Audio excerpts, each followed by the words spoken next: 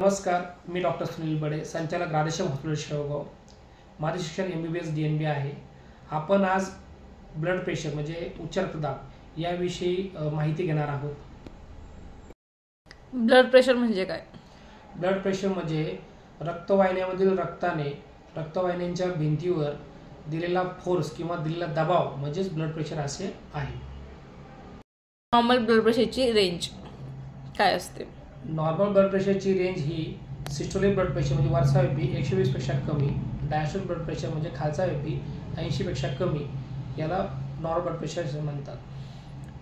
Pre hypertension ही अशी condition आहे याच्यामध्ये नॉर्मलपेक्षा ब्लड प्रेशर जास्त असतो, पण साधारणतः ब्लड प्रेशरच्या व्याख्येपेक्षा कमी BP असतो.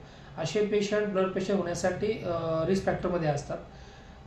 नॉर्मली प्री हायपरटेन्शनमध्ये वरचा BP म्हणजे सिस्टोलिक ब्लड प्रेशर 120 ते 139च्या दरम्यान असावा.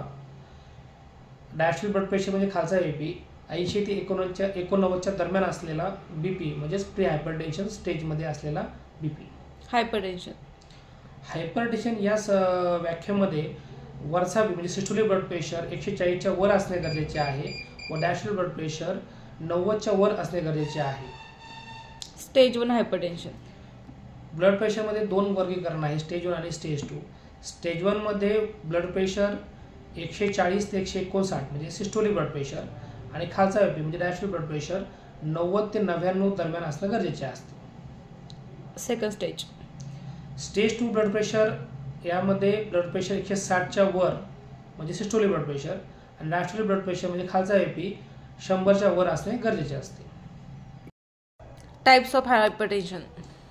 टाइप्स ऑफ हायपरटेन्शनमध्ये दोन प्रकारचे, प्रायमरी आणि सेकंडरी हायपरटेन्शन. प्रायमरी हायपरटेन्शनमध्ये मुख्यत्वे करून अयोग्य जीवनशैली, त्याच्यामध्ये आपण अति खाणे, कमी झोप असणे, अति ताण घेणे, अतिव्यसनांचा वापर, दारू, अल्कोहोल आणि टोबॅकोचा अतिवापर, एकदम कमी व्यायाम करणे किंवा स्थूलता वाढवणे, वाढते वय, अनुवांशिक या गोष्टी कारणीभूत असतात.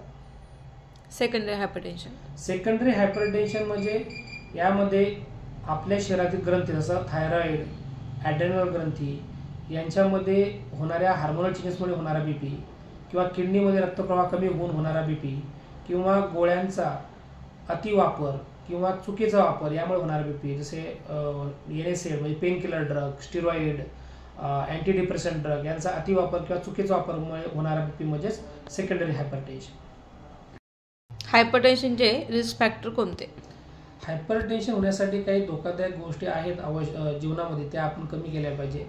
त्यामध्ये मुख्यतः आहे की अति खाणे, अयोग्य खाणे, खाण्यामध्ये मिठांचं प्रमाण जास्त ठेवणे, अति स्ट्रेस घेणे, कमी झोप घेणे, व्यायाम न करणे, वाढते वय, दारू, तंबाखू अशा व्यसनांचा अति वापर करणे व आपल्या अनुवांशिक झालेला बदल, हेरिडिटरी या कारणामुळे आपल्याला BP होण्याची संभावना जास्त असते.